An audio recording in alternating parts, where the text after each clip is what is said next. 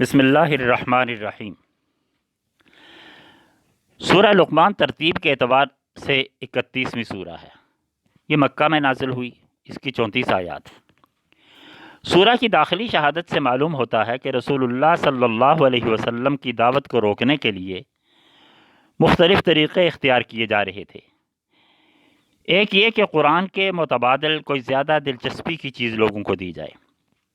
آیت نمبر 6 کی شان نزول میں یہ واقعہ آتا ہے کہ نضر بن حارث نے قریش سے کہا کہ تم جس نوع کی الزام تراشی سے ان صاحب کا راستہ روکنا چاہتے ہو کہ یہ شاعر ہیں، یہ کاہن ہیں، یہ جادوگر ہیں، یہ جھوٹے ہیں، یہ فلاں ہیں، اس سے کوئی فائدہ نہیں۔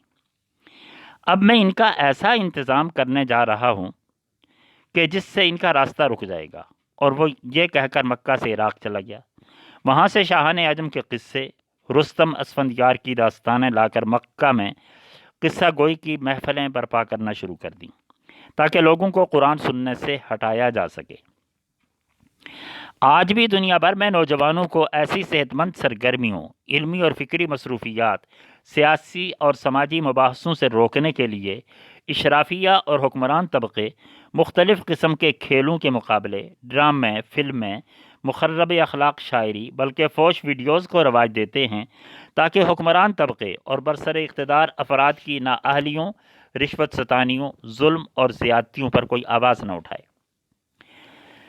دعوت دین کو روکنے کا دوسرا حربہ یہ استعمال کیا جاتا کہ نوجوانوں سے کہا جاتا کہ تمہارا دین والدین کے ساتھ حسن سلوک کا حکم دیتا ہے اور تم والدین کے دین سے منحرف ہو کر انہیں اذیت پہنچاتے ہو۔ اس سورہ میں عرب کے ایک معروف دانشور لقمان حکیم کے اقوال کی روشنی میں، جن کا سارے عرب میں بہت احترام تھا، ان باتوں کا جواب دیتے ہوئے کہا گیا کہ عزت، نیک نامی اور بقائے دوام کھیل تماشوں میں مصروف ہونے میں نہیں بلکہ لقمان حکیم کی طرح کی زندگی اختیار کرنے میں ہے۔ ان کی زبان سے ہونے والی نصیحتوں کے ذریعے اللہ کی توحید کا پیغام دیا۔ یہ بتایا کہ والدین کا احترام اپنی جگہ، لیکن ان کے کہے پر شرک کرنا یا کوئی بھی حرام کام کرنا درست نہیں۔ اللہ ہر شے سے واقف ہے اور کوئی بھی عمل کتنا خفیہ کیوں نہ کیا جائے وہ اس کو جانتا ہے۔ لقمان نے اپنے بیٹے کو نماز قائم کرنے، نیکی کا حکم دینے اور گناہوں سے روکنے، مصائب کے سامنے ڈٹ جانے کی تلقین کی تھی۔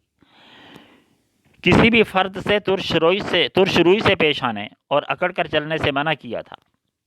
میانہ روی اختیار کرنے اور آواز کو پست رکھنے کا کہا تھا، کیونکہ زور زور سے اور چیخ چلا کر بات کرنے سے کوئی بڑا نہیں ہو جاتا۔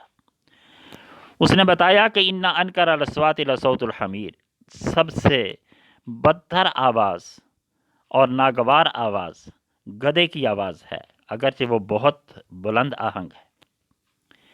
اس سورہ میں اللہ کی نشانیوں، انسانوں پر اس کے احسانات، اس کی نعمتوں کا ذکر کر کے یہ بتایا کہ اس کی طرف سے دی گئی ہدایات کے بجائے آباء و اجداد کی پیروی کرنا عاقبت کی تباہی کا باعث ہوگا۔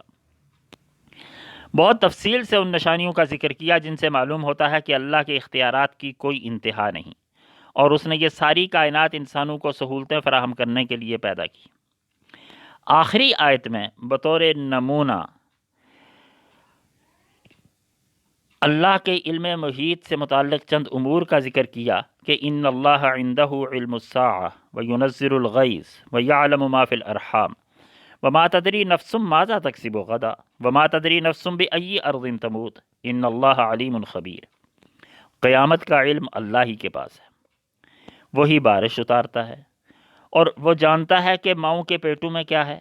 کسی کو خبر نہیں کہ کل وہ کیا کرے گا اور کوئی نہیں جانتا کہ کہاں مرے گا۔ اللہ ہی علیم و خبیر ہے۔ وآخر دعوانا ان الحمد للہ رب العالمین۔